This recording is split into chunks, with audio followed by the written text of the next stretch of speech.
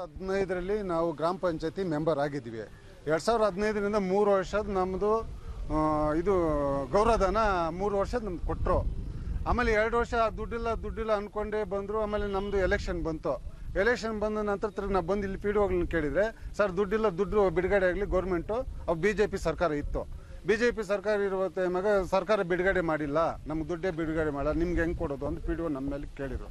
ನಾವು ಸುಮಾರು ಸಾರಿ ಬಂದು ಕೇಳ್ಕೊಂಡು ಎಲ್ಲ ಮೆಂಬರ್ಸು ಪ್ರೆಜರು ಈ ಥರ ಹೋಗ್ತಾ ಇದ್ದೀವಿ, ನಮ್ಮ ಸಂಬಳ ಕೊಡಿಲ್ಲಲ್ಲ, ನಮ್ಮ ಸಂಬಳ ಕೊಡೋ ನಾವು ಮೆಂಬರ್ ಆಗಿದ್ದಾಗ ನಾವು ಹಿಂದಿನ ಮೆಂಬರ್ಸ್ದು ನಾವು 2 ವರ್ಷ ಪೆಂಡಿಂಗ್ ಇತ್ತಲ್ಲ, ನಾವು ಕೊಟ್ವಲ್ಲ, ಈಗ ಯಾಕೆ ಇವು ಮೆಂಬರ್ಸು ಚೇರ್ಮನ್ ಕೊಡ್ತಾ ಇಲ್ಲ ಅಂದು ನಮ್ಮ ಮೇಲೆ ವಾದ ಮಾಡ್ತಾಯಿದ್ವಿ. ಎಲ್ಲ ಮೆಂಬರ್ಸ್ ಸೇರಿ ಕೇಳ್ತಾ ಇದ್ವಿ.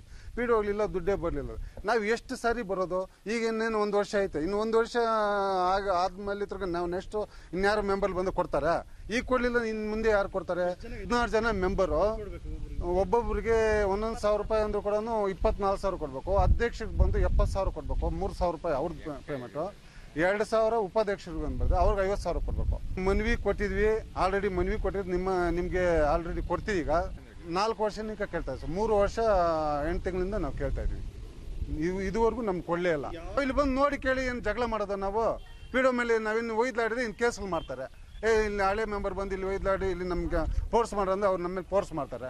ಈಗ ಇಲ್ಲಿ ಕಾಂಗ್ರೆಸ್ಸು, ಇಲ್ಲಿ BJP ಪಂಚಾಯತ್ ಇರೋದು, ಇಲ್ಲಿ ಕಾಂಗ್ರೆಸ್ಸೇ ಇರ್ಬೋದು, ಆದರೆ ನಮ್ಮ ಸಂಬಳ ನಮ್ಗೆ ಕೊಡ್ಬೇಕಲ್ಲ. ಯಾರೇ ಆಗಲಿ ಅವರು ಗೌರವಧನ, ಅವರು ಮೆಂಬರ್ಸ್.